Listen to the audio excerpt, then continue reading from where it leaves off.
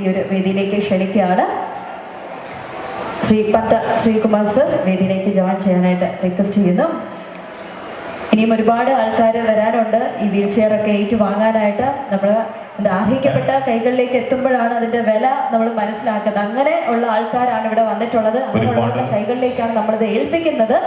Sir please ഒരു സ്നേഹാദരവ്.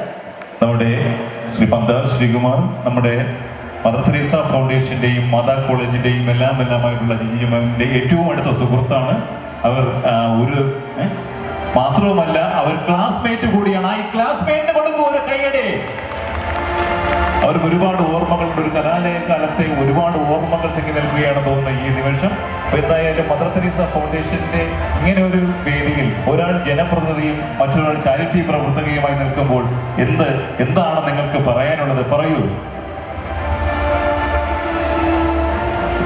സ്നേഹബഹുമാനമുള്ള മാതാ കോളേജിൻ്റെയും mother Teresa ഫൗണ്ടേഷൻ്റെയും charity പ്രവർത്തനങ്ങൾക്ക് മെഗാബുക്സ് 2024 ഈ പരിപാടിയിൽ നിൽക്കുമ്പോൾ വളരെയധികം സന്തോഷമാണെന്ന് തോന്നുന്നു. കാരണം ജീവകാരുണ്യ പ്രവർത്തനങ്ങൾ ചെയ്യുക എന്ന് പറയുന്നത് എല്ലാവരെ കൊണ്ടും സാധിക്കുന്ന ഒന്നല്ല. ഇന്ന് എത്രയോ സ്ഥാപനങ്ങളുണ്ടെങ്കിലും ആ സ്ഥാപനങ്ങളെല്ലാം ഒരുപാട് സ്ഥാപനങ്ങളാക്കി മാറ്റുകയും അതിലൂടെ സമ്പാദ്യം ശേഖരിച്ചുകൊണ്ട് അതെത്രത്തോളം നമുക്ക് കൂട്ടിവെക്കാമെന്ന് ആലോചിക്കുന്ന ഈ കാലഘട്ടത്തിലാണ് തന്നാൽ കഴിയുന്ന സമ്പത്തിൽ നിന്ന് മറ്റാളുകളെ സഹായിക്കുന്നതിന് വേണ്ടി കാണിക്കുന്ന ഈ ഒരു മനസ്സ്.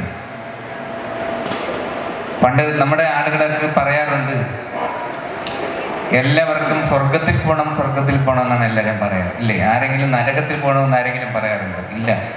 എല്ലാവർക്കും സ്വർഗത്തിൽ പോകണമെന്നാണ് ആഗ്രഹം.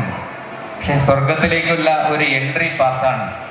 നമ്മൾ ഈ ഭൂമിയിൽ ജീവിച്ചിരിക്കുന്ന കാലത്ത് നമ്മൾ അറിയാതെ ഹൃദയത്തോട് തേങ്ങുന്ന ഒട്ടനവധിയായിട്ടുള്ള ജീവിതങ്ങൾ നമുക്കറിയാൻ പറ്റാതെ സമൂഹത്തിലുണ്ട്.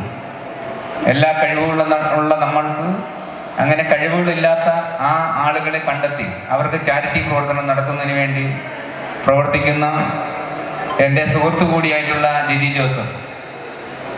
ഞാൻ ഗ്രാമപഞ്ചായത്ത്